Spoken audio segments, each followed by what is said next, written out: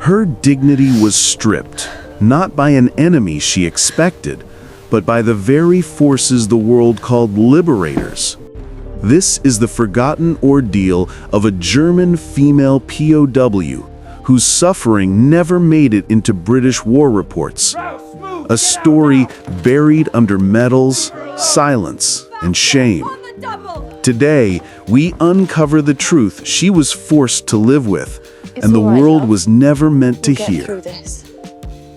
Berlin, 1945. The city was collapsing. Buildings split open, streets filled with smoke, and the sound of boots echoing like thunder. Among the millions caught in this chaos was Hannah Keller, a 23-year-old communications assistant drafted in the final months of the war.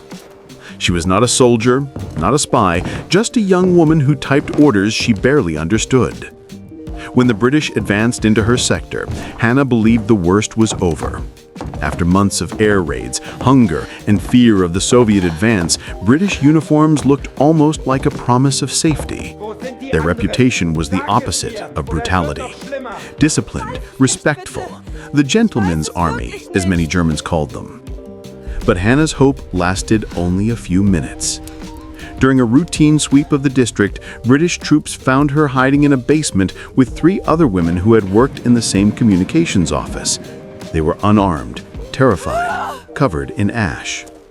Hannah raised both hands, whispering in broken English, "We surrender." The soldiers exchanged looks, not of threat, but of curiosity, and something else. They were ordered to detain all women associated with German communication units, fearing coded documents or intelligence. Hannah was pulled out first, her ID ripped from her coat as she was pushed toward a truck. One of the soldiers whispered something she didn't understand until he tugged at her sleeve, trying to tear her uniform patch. In that moment, she realized this was not a rescue. This was not liberation. This was captivity. As the truck drove toward the temporary British holding camp, Hannah watched Berlin disappear behind her, its flames rising into the sky like ghosts of a life she no longer had. She did not know what awaited her, only that the men guarding her looked at her not as a prisoner of war, but as something less. And for the first time since the surrender, she felt a fear deeper than the bombs, deeper than the war itself. A fear of what men might do when no one was watching. Her ordeal had only just begun. The British temporary holding facility outside Hamburg was meant to be a processing station for captured personnel, but conditions were chaotic. Thousands flowed in, soldiers, secretaries, nurses, civilians accused of working too close to the Nazi structure. Female POWs were a new challenge for the British. The manuals said little. The officers themselves disagreed about protocol.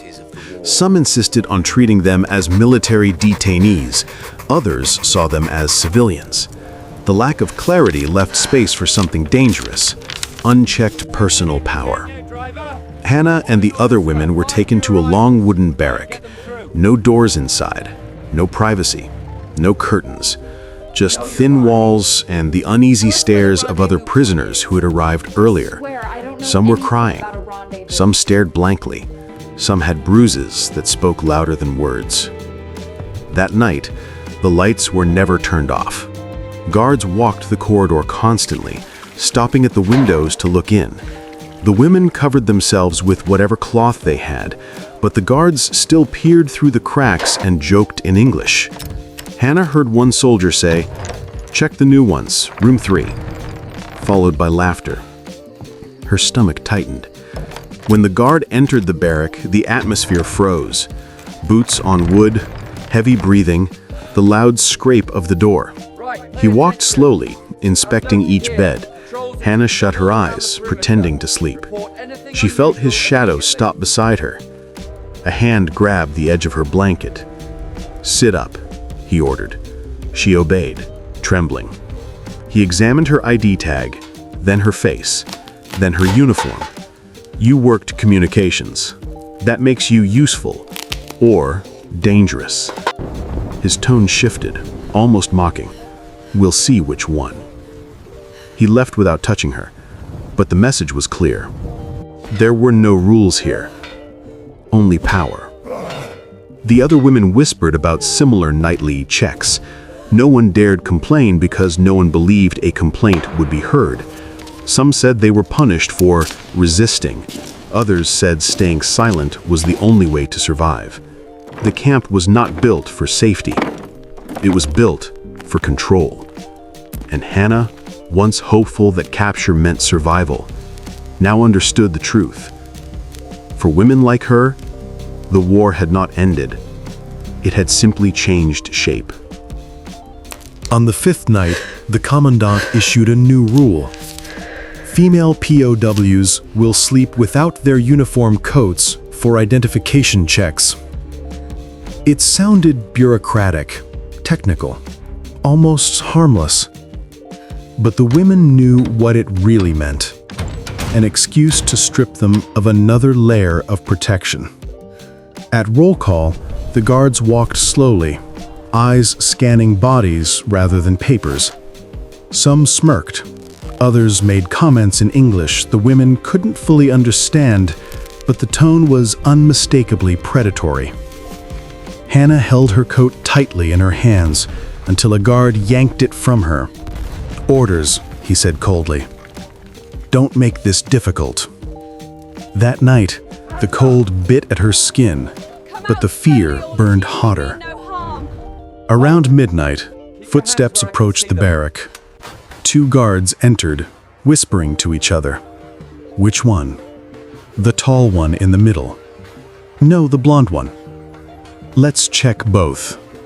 The women huddled together, but the guards separated them. One grabbed Hannah by the arm. She tried to pull back, but he tightened his grip. "Just cooperate," he muttered. "It'll be easier." That sentence, the same sentence whispered in so many wars, on so many front lines, cut through her like a blade. She was dragged toward the back of the barrack for additional questioning. No officer supervised, no protocol existed. It was simply 2 men and absolute vulnerability. Hannah trembled, unable to speak, unable to resist without risking worse punishment. The guards laughed at her fear. One pushed her toward a table, demanding she repeat her unit number. Another tugged at her shirt's hem, pretending to search for hidden documents. She whispered, "Please, stop." They ignored her completely. Minutes felt like hours. When they finally left, Hannah collapsed onto the floor, shaking violently. No one spoke. Every woman in the room feared becoming the next target. The order to sleep without coats was never about identification. It was about access. And the British soldiers, held up as liberators across Europe, had become predators in that forgotten corner of the POW system. The following week broke Hannah in ways she could never fully explain. Interrogations became daily.